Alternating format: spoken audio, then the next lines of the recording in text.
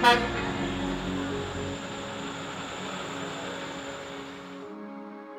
my name's Danny Duckworth, and we're here today to talk about Stomp the Stigma.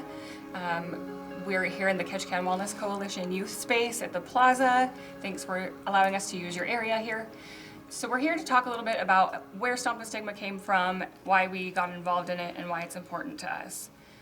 September is National Recovery Month, and we wanted to do something here locally to celebrate people who were in recovery, honor those that we had lost to their addictions and their mental health disorders, and just give the recovery community a voice to let people know that there are problems in our town with these disorders, but we have solutions as well, and some of the people that you can go to if you have any questions or wondering what our stories are, resources are in our town. The reason why this is important to me is because I'm a member of recovery. I have 5 years sober, so when I started this march, it was in very early recovery, and I was very excited to get the word out there that people can come from a very dark place and come through on the other side and be a light for other people as well. And one of the reasons that I felt like I could do that was because of this young lady right here. And her story inspired me, and both in my recovery and in getting involved in our community.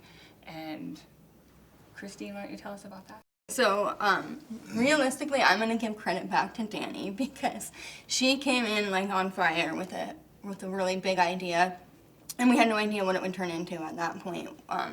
We just wanted to be involved, and we wanted to make it known that we do recover and that there are resources here available. Maybe they're not as many as we would like, but there are some available here. But Stomp the Stigma is important to me because I also am a person in long-term recovery. I have 8.5 years clean. Yeah. And also the mental health part of it, I am a dual diagnosis, but more so than that, suicide prevention and awareness is at the forefront of my mind always. So I remember when it was probably your guys' first year doing Stomp the Stigma, and I worked at Bernie's, and I was still in the height of my addiction, and I was watching you guys through my store that I worked in, and it truly inspired me. It was the year that you spoke and John Hamilton spoke, but I wasn't quite ready. So this year when I was asked to speak, I was super honored to speak at Stomp the Stigma because I didn't think I would ever get to that point in my life. And I am 10 days shy of 10 months clean now, so these ladies are awesome, and this guy. They're all super supportive. The first year we did Stomp the Stigma, I approached Judy Zingy to see if we could end the recovery march here. And at that point, the only thing that was planned was a recovery march. Judy was so supportive of the event that she said, absolutely, you can end your event here. Do you guys want to come inside? I can give you a stage and a mic. And then went back to the ladies that I had been talking to about the event, and then it turned into Recovery March and Resource Rally. So the Resource Rally got put together by different agencies in Ketchikan coming together. Anyone who provides any kind of mental health treatment, substance abuse treatment, the Wellness Coalition was there, Residential Youth Care was there, any community involvement on these topics came to share their resources and what there is to help combat these issues here in Ketchikan.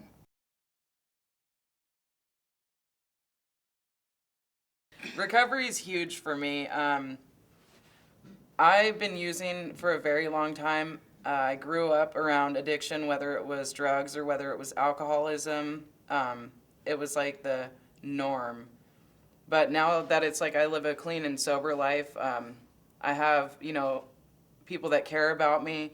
I have a good support system. I know that everyone at this table, I could reach out to them and they can all help me in some way, shape, or form if I'm battling anything.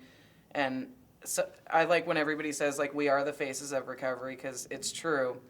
And then, we have a lot of people that we've lost. So it's like when Danielle is putting this stuff together, it's like benefiting our community because, like, we don't have that type of, stuff in Ketchikan. I can only speak for like my own experience, and I came back. I did a 2-year stint in prison, and I came back and there was like no resources. There was like nothing. And Jackie Yates with adult probation, she ended up becoming my best friend. She was the one that like guided me. She helped me, even with stuff as small as like filling out the paperwork or like encouraging me. Like that woman was a huge like just I guess idol in my life. I look up to her. I still talk to her. We have a very good relationship. I'm not on probation now, but recovery is everything to me, because if I'm not sober, I'm just not a good person. I'm not a good member of this community.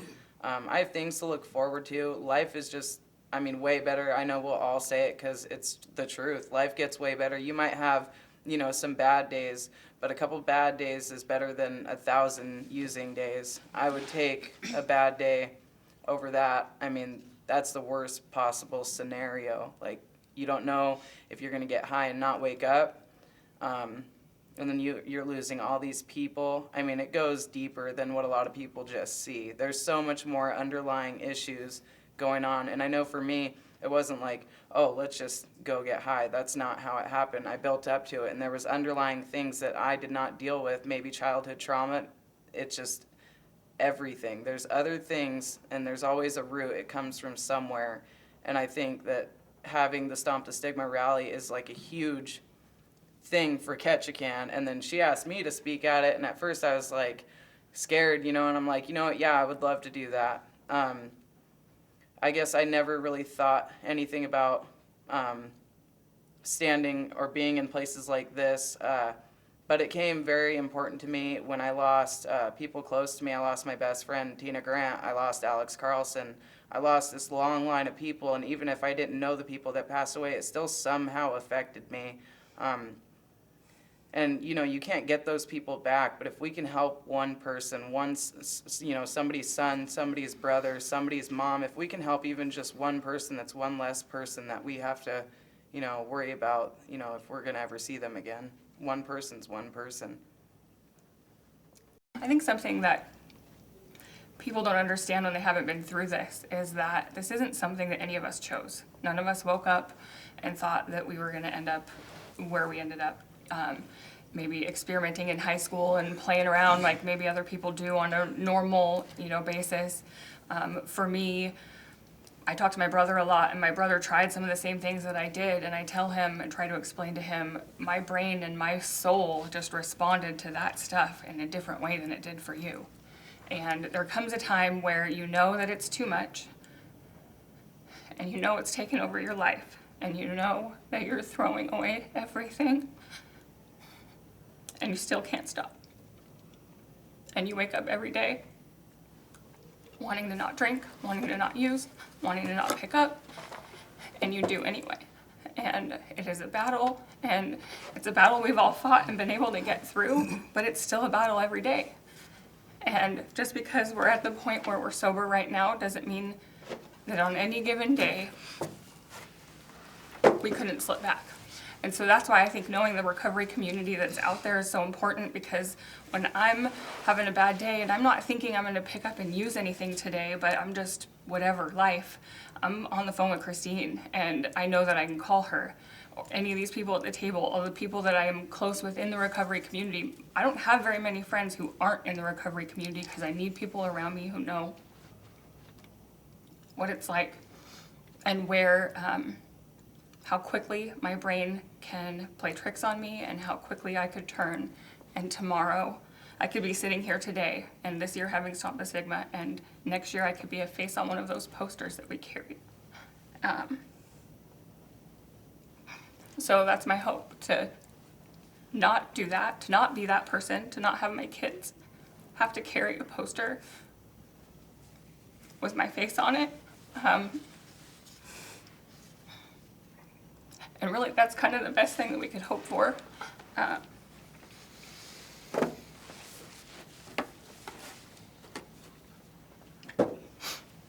guess my point is just that none of us wanted this. And the people who are out there struggling right now, they don't want it either.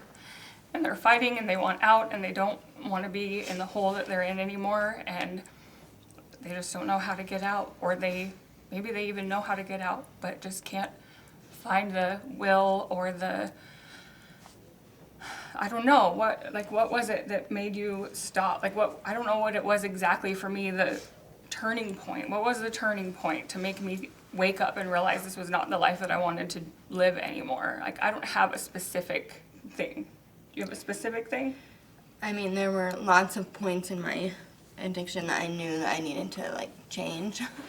But I couldn't. Definitely there was a series of unfortunate events that were the catalyst to my getting better. So when she just said what she said about the posters, that has kind of been my project that is near and dear to me because, like everybody has said, we keep losing people that we love.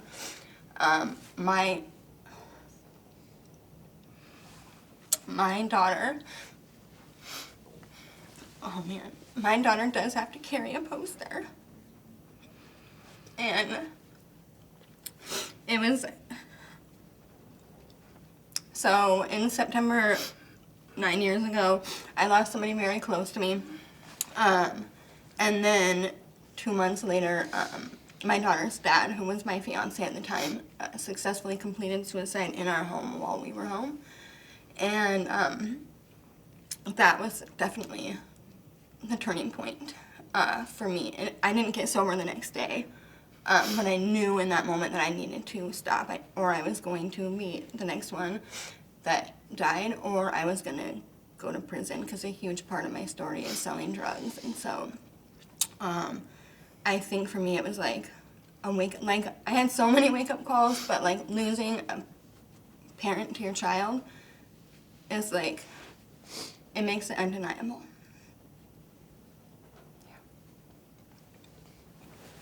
I think what Stomp the Stigma means for me is, when you asked me to speak, I was honored to do that. That was one of my highlights. Is holy, I get to go down. I have 7 years, 2 months sober, and I've been in and out of jail since I was 18 years old. And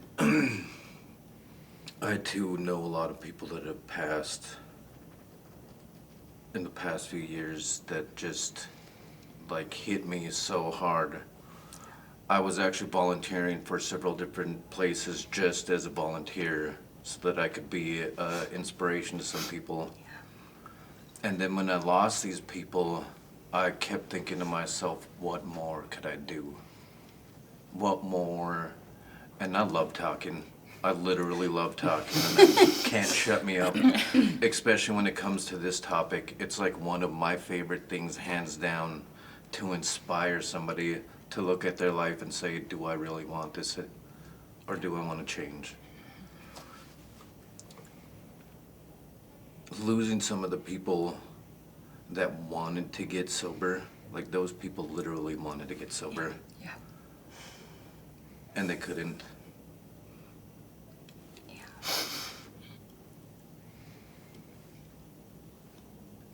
I mean, one of my best friends that I grew up with,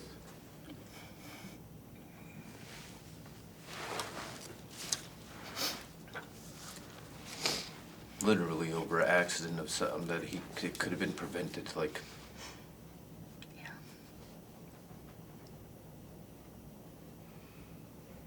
It's everywhere. Drugs are everywhere, and it's a big, impactful thing for everybody, especially in this town because it's so small, and everybody knows everybody.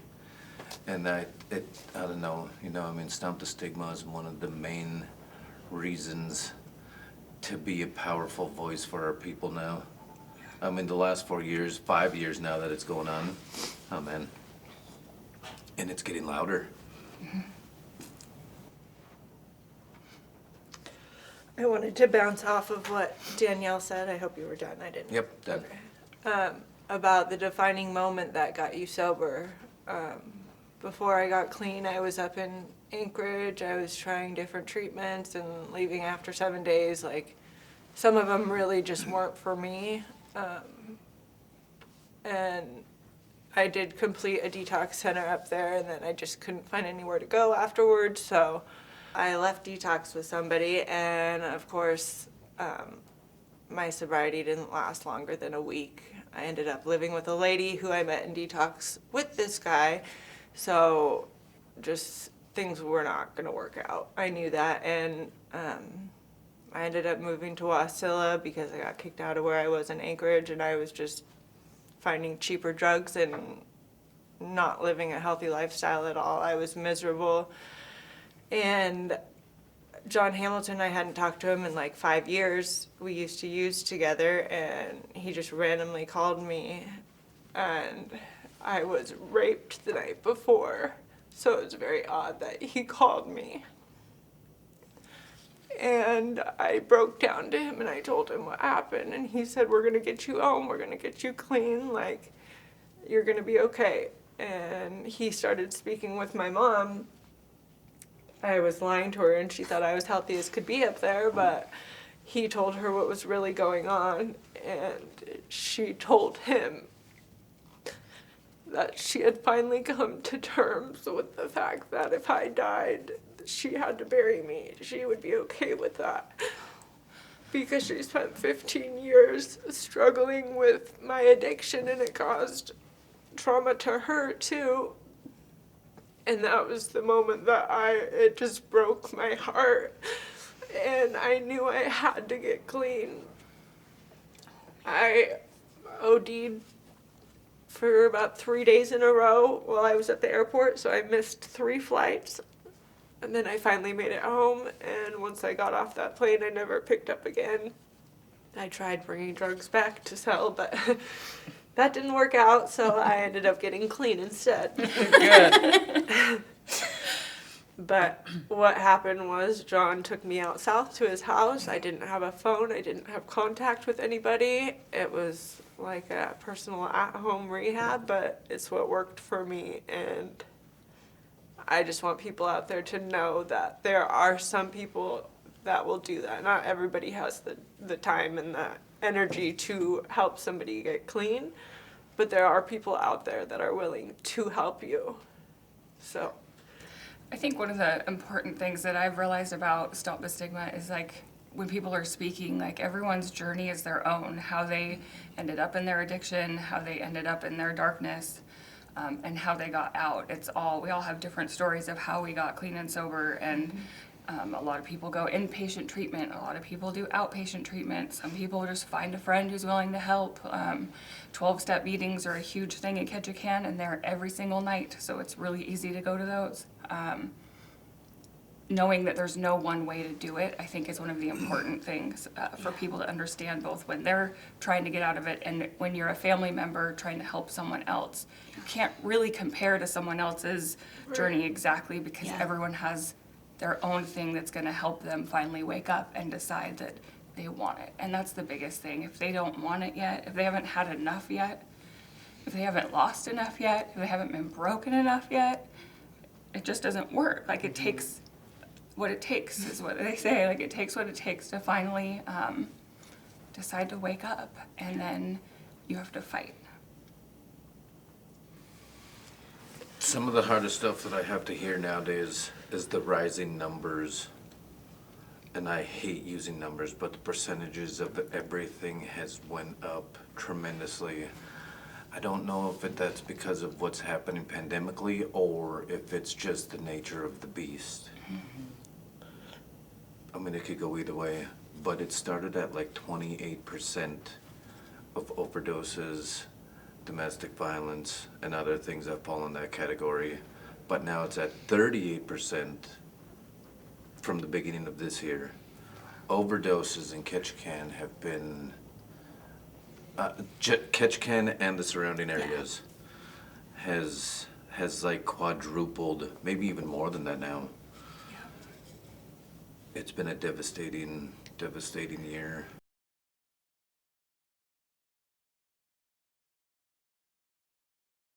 I think Ketchikan, it's everywhere, so it's just the nature of the disease. It's everywhere. I think that's just one thing. Smaller villages, Heidelberg has had, I can't even count on my 2 hands in the last 10 years how many people we buried. I think like with my class, my high school class, like our whole class was drug addicts. Not every single one of them, but all the people that I hung out with in my grade were all drug addicts. And we would all smoke oxys, we would all do ecstasy, we would all smoke weed. Like that's where it all started. And so once we got older, you figure out how and where to get the drugs, and it becomes a lifestyle that you're addicted to because you get money and friends, and I mean, just the rush of the lifestyle is addicting when you're young and your mentality is stuck back to where you started using drugs at a 14-year-old level. Yeah. So I will just touch on, so statistically speaking, Alaska specifically, and so Ketchikan or the surrounding areas are no different. Domestic violence and violent sexual crimes, as well as alcoholism and drug addiction, are 50% higher in Alaska than they are anywhere else in the nation. And so I don't know why, if it's because we're remote or I don't know. I honestly couldn't answer that. I think if we could, that would help. I liked when you guys were talking about like how people that aren't sober that want to get sober, and then domestic violence, that kind of stuff goes hand in hand for me. I used to think that like I was so in love and just happy, and I was getting high all the time. I was selling drugs, I was making money, but in the shadows I was getting beat on. We were beating on each other. My last relationship was a huge turning point for me. I remember my mom saying, she's like, if you get out of prison and you go back to that person, she's like, just, you better sign the adoption papers over for your baby. And that was like one of the many things that really was a wake-up call for me.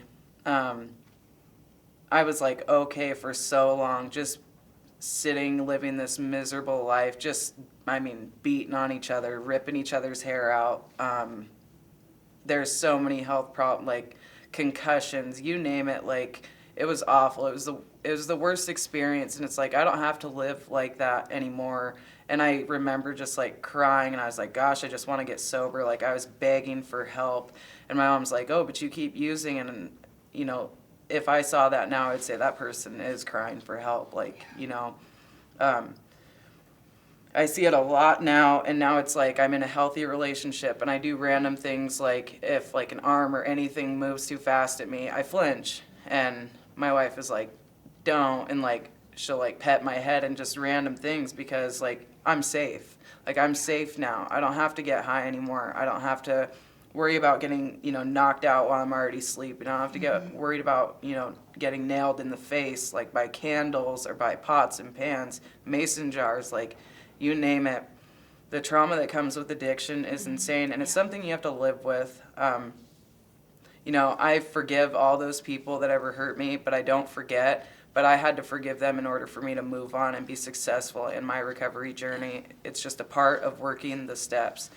And you know, you're supposed to make amends with people. I've tried to make amends, and sometimes it just does not work. Sometimes people won't forgive you, and that's something you have to live with. Maybe you wronged somebody so bad that there's no going back. You know, I have two of my oldest siblings. One, we don't talk. Like, I haven't even seen my brothers, my two oldest brothers, in probably years. I see them sometimes, but we don't talk. Like, and that's a broken relationship. And you know, they're embarrassed, and I don't blame them. Like, I was making the headlines all the time, just, you know, selling drugs, stealing, taking cops on high-speed chases. Like, people look at who sits here today, and they have no idea. You know, they want to judge from the things I did from my past. I see people smash each other on Facebook, you know, the Ketchikan police reports, and I think something needs to be said about that, because, you know, I'm only one person, and I have a mouth on me too, but it's so hard to just not want to, like, you know, keyboard war with all those people that are just talking down on, you know, this person has a $5,000 warrant, and then here's Karen over here like, oh, they'll never get sober, drugs is a choice, and this and that, and it's like, they have no idea. Like, when you get your ass handed to you by addiction, then you can tell me what's what, but unless you've been there, like, I always have to back out of those conversations because I'm passionate about my recovery and even those suffering, in silence, because there's many that are just ashamed and they don't want to talk about it, and I don't blame them because I was that person too. But when I started stepping up and being honest with myself, it made everything easier. And then I started meeting people like you guys that are, in recovery, and it just makes it better. There's so many of us out there, and it's just such a welcoming experience that the recovery program is. It's so comforting. And once you know the feeling of fear, it's a blessing to feel safe for once in my life and not have to look over my shoulders anymore and live like that. It's just torture. We tortured ourselves for so long. Feels good to be normal again. Whatever normal is. Yeah, setting on a washing machine, it's fine.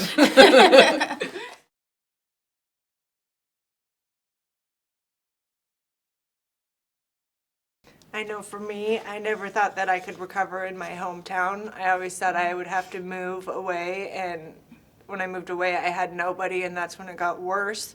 So I think now that I have clean time, I know I don't have much, but before I was scared to reach out to say these girls because it's they're busy, they don't have time for me, who am I? I'm not worth nothing, but you are. Everybody's worth something, and if you're struggling, don't be scared to reach out to any of us or anybody else in the rooms that you might meet. Go to a meeting, I would say, I don't have answers or anything, but you're not alone. So I think that knowing that you're not alone in this is a game changer.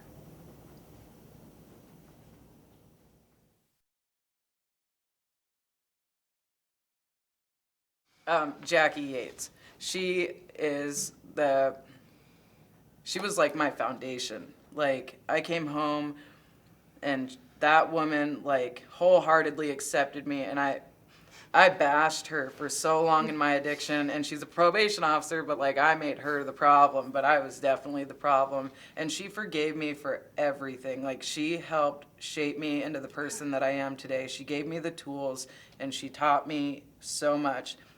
That woman is everything in my life, and I don't know many people that can say that about a probation officer, but that specific person, she is there to do her job, but she genuinely cares about people, solid. And that's one person. And another person, of course I have to say this, but my wife is another, she's gold. She's what we call a normie. She's never done drugs. She's never done anything like that. And I'm that's weird. So weird. So It weird. is so weird though. And I tell her, sometimes if I'm triggered, I can voice it, and she's so cool about it. It's a calming thing, and she always just wants me to be open with her. And for her being a normie that doesn't judge an addict or a recovering addict is a huge deal. Her heart is just gold. They all know her, and she's a huge part of my support system, as well as all my kids. I have one that's biologically mine, but her 4 kids, they're all my world. I love them all no less, but my family that I have now, that's my tribe. Those are my people. Thankful for them. I'm going to sound really conceited right now, but literally, I got inspired by myself. Mm-hmm. And I think we forget to mention that about ourselves because we were the ones that opened up and listened to the people that were actually giving us the stuff and the tools and the information. And we were the ones that understood that they cared for us. Mm-hmm. I think, God, I get choked up because in my 15 years, 16 years of using, I didn't like anybody and nobody liked me. My best friends that I thought were my friends were just there because I had a great attitude on how I could get stuff. Yeah. I could steal, I could lie, and I could cheat anybody. Yeah. But in the moment, I think I inspired myself because I look back at the life that I lived, it's I did anything and everything for that stuff. And then the people that were there to inspire me or just listen and tell me what I could do and how I could do it, I opened up to that. And I was wow. I don't know if that's conceited or not, or if that's Not just. at all. I don't. I think It's- that's a very valid point.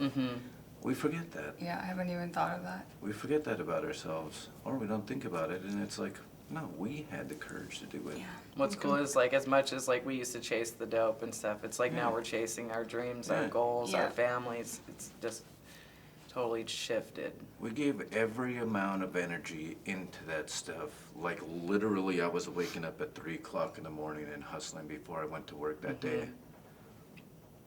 Now I get to sleep until 6. Right? So I will say, I come from a family, like some of us, I come from a long line of people that struggle with substance use, but I also have a huge amount of family that is in recovery. And so probably the people that inspired me the most when I was ready to get better are the people that I hated while I was using. Yeah. My mom, Crap. I don't want to say I hated her, but you know, Yeah. she told me how it was. She called OCS on me. She did what a parent is supposed to do. But when I needed to get well, she was there, and she had years and years and years in recovery at that point. And then my aunt, who was actually in relapse mode when we both got sober, but she had 3 years sober previously, and I had never even had like probably 3 months sober. So she was a big inspiration to me as well. And I will say, I mean, Danny kind of touched on it, but the 12-step programs here, literally, I didn't go to residential treatment, not because I didn't want to, but it just wasn't working out for my situation. And so I went to the 12-step programs, and they saved my life. And that's where I got inspired. What's your sober date? 4/14/13. 13. So in April of 13, you got sober. And in December of 13 was when I finally found myself in a meeting. And it took me a while before I actually got some sober time. But I remember hearing her tell her story when we were in meetings, and she had something that I wanted. And she talked like she lived it was like her soul knew what my soul was trying to say, and I couldn't find the words. And it's funny that like just a little bit of sobriety can do that. Like just a little bit of time. You said you don't even have that much sobriety. The first year of sobriety is hard. Gold. Like you got 10 months, like That's heck huge. yes. Like, yes, that's such an important thing to. In my head, I was thinking the same thing, because I think people. Sometimes I hate like recovery dates, because people that are just getting clean are like, oh my gosh, I'll never have that, or they try and compare. Or they discredit themselves Yes, because and- somebody else has longer. Exactly, It's like, and well, really- mine's nothing. I wouldn't have got to 8.5 years clean if I didn't have 10 months clean first. Right. And so Got to take away and the the first comparison. year is by far the hardest. Yeah. And so that's what I was gonna also. Today, I'm inspired by people like Bailey and Rihanna that come in after me, because they remind me like it's still messed up out there. And specifically Bailey, we have a history. There's like a handful of 7 people that when Chad died, we were all still using, but there's like a handful of people that were there for me at my worst, and Bailey was one of those people. And then we had some history. We got ourselves in some trouble together, and we weren't really friends for a little while, but that's just the addiction talking on both sides. And so to see her come in and be clean, and like our children were friends when we were young, and we hung out, and it's just crazy. It's the people that are coming in now that inspire me the most today. I have 25 months, and sometimes it's like I feel cocky about it, but I stay humble because I've never made it this far. Like I've been using for so long. Obviously, like I got my first like year while I was still locked up, so I try to say that like that doesn't count, but I still account for it in my time. But my time really started when I left there. But there's more drugs in prison than there is. Like that was awful. I really made the choice to like stop. I was just done. But even whether you have, I know for me, even making it past, 30 days, that was gold. Like, the first year is the hardest. I don't care what anybody says. The first 3 days, the first week, going through those withdrawals, everything, it's the hardest. And reaching out, you get so uncomfortable, but you have to go through that to get comfortable in life again. And I'm like finally, for the first time, comfortable. Like, I'm happy. Genuinely, my soul is at peace with, like, everything, all the dirt I've done. Like, Yes. I don't have to feel, like, too bad about it now. Obviously, it'll still be there, but just about so. You described that perfectly. Comfortable, because we all say normal, but there isn't Right. really normal. Comfortable, because I'm sure everyone. I was never comfortable, and I don't think I was born comfortable in my own skin. And so to be comfortable, you just, that was like an aha moment for me. Thanks. That was a car house special. They taught me that. I remember when the day they gave me my release, not my release date, my coin out date from the car house. I was like, what the? And they said, how you feel about that? And I said, I don't know, I'm gonna go down to my room for a little while. I'm literally gonna go down.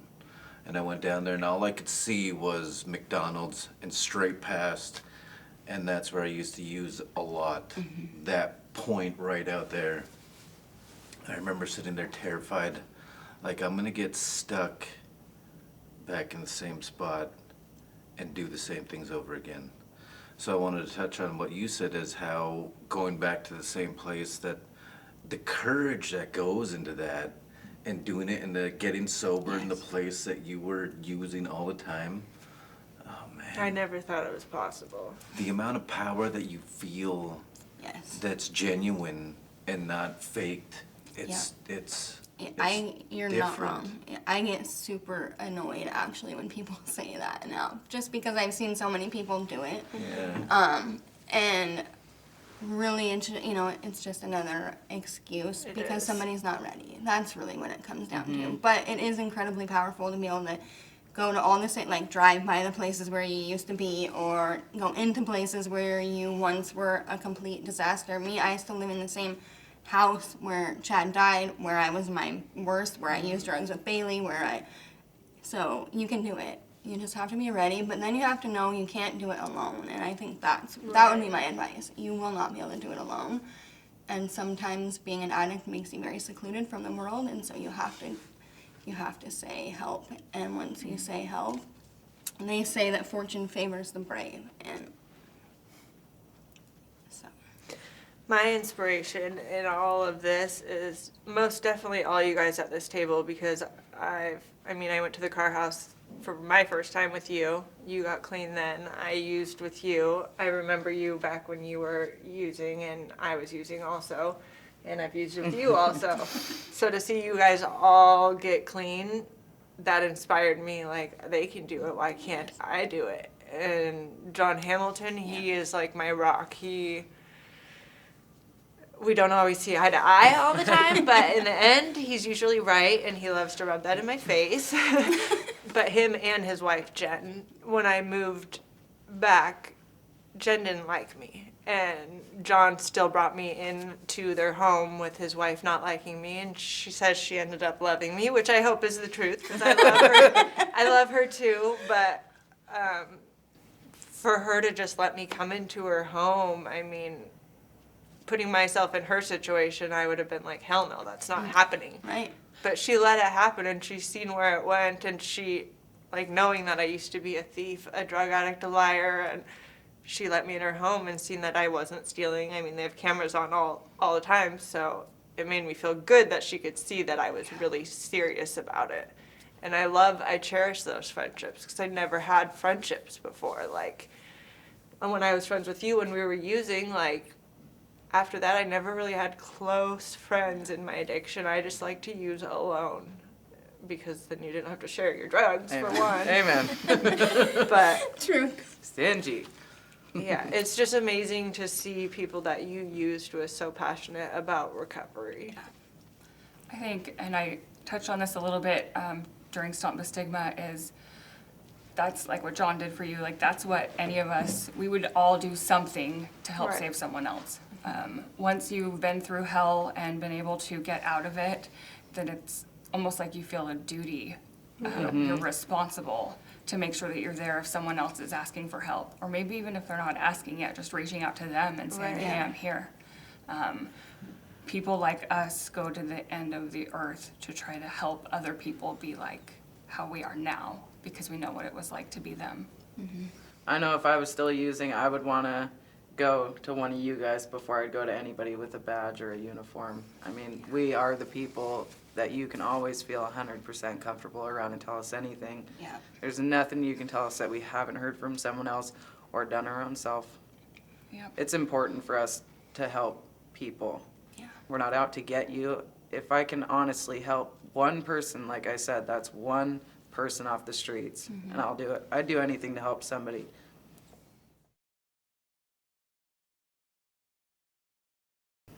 That's the hardest part. There's not really much you can do at that point. That is the hardest. Even if you love them, you still gotta let them go back out until they're ready. You can't force them, or they're gonna find a way to get away from you. That is true. The best Talking line to anybody ever said to me was like, I even said, I was like, I'm not ready. And they said, well, I guess it's like beating a dead horse then. And that was just close the door, I close was- the book. Oh, go ahead. Go ahead. I will say, you cannot make somebody be ready. We all know that. We literally know that. But I also am very much a yellow, and I'm a bleeding heart. And I will say, if somebody is not ready, keep extending. They might hate you. They might not want to talk to you. They might not respond to your messages. But please keep messaging them. Please Yeah. keep telling them that there's hope. Please, like my cousin Jordan, I messaged him for like 5 years straight, and he rarely ever got back to me. And when he was ready to get clean, he did. And last year he spoke at Stomp the Stigma. And so, and even still, like I think about Alex. Me and you messaged Alex all the time, and he ended up not making it out of his addiction. And I feel like I hate it and I miss him, but I feel good in my heart because he knew that I loved him. You always reached out to me too, and I loved that about you, even though we had our difficulties and didn't get along for a very long time.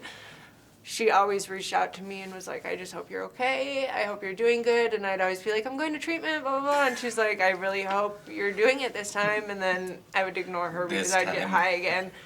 And then the last time I remember her saying, I really hope you fight like this is life or death, because it truly is. And that truly hit me, and I don't think I picked up ever since then. I don't think you did.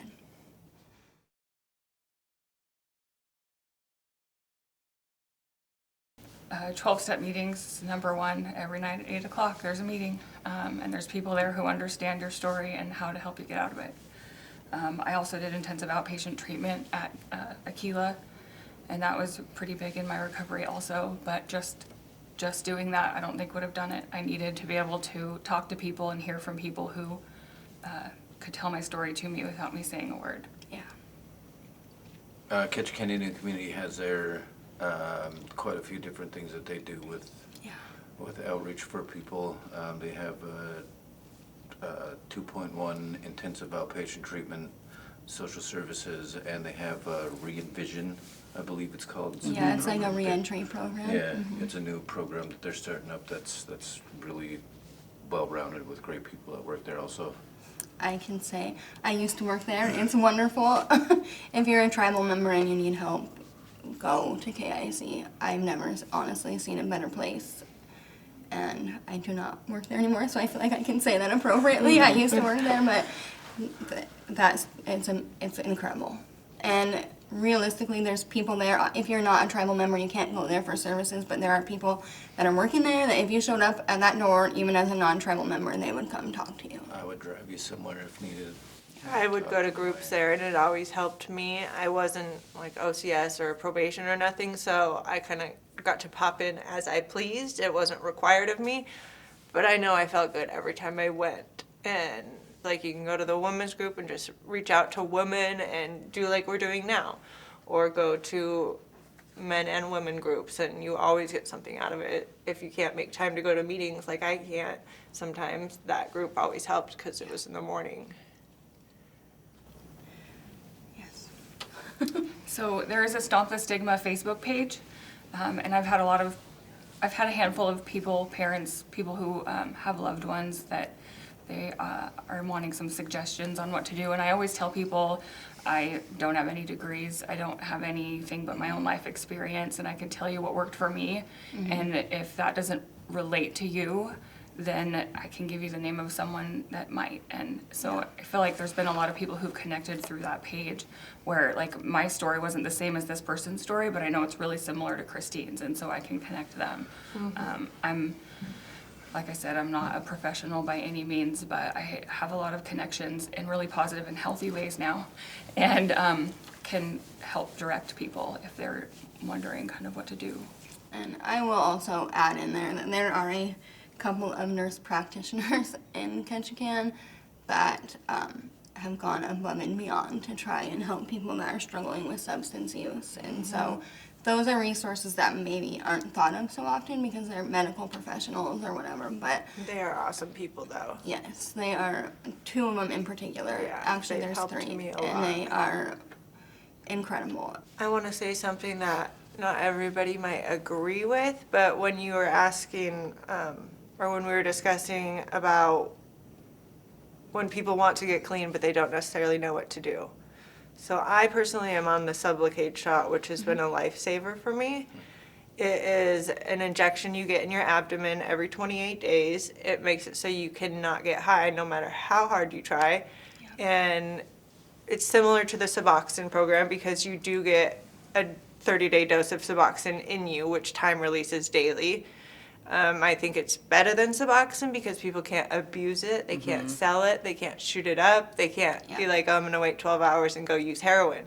I'm stuck with this shot for the month. So, and I don't know if it does, but for me, I have zero cravings. I used to crave so bad, and I believe the Sublocade shot is what's helped me. Not everybody agrees with it, but for me, it's harm reduction. It's better than me shoving a needle in my neck 8 times a day to get this shot once a month. I am going to piggyback off that. I'm glad that you brought that up because there are also lots of medical professionals or agencies that do help with medically assisted treatment, and it doesn't really matter if somebody doesn't agree with it or think it's right. Like you said, it's harm reduction for one, and I promise you that any of the parents that of our friends that have lost people that they have loved would probably I'd rather had them try that. it's if it saves their life, then it's worth it. And if you have 10 months clean, Danny was kind of saying that earlier. Like, recovery does not look the same for everybody. Not at all. And so, Rihanna went to prison. Bailey is on medically assisted treatment. I didn't go to residential treatment, and you know what I mean. We all have. Clarence had to get. I went to 3. Parents had to get arrested in a very peculiar situation, and Danny was able to seek local resources, as was I, and I just think that paints a very good picture of everybody's story is different, and the ways that we stay clean are going to be different.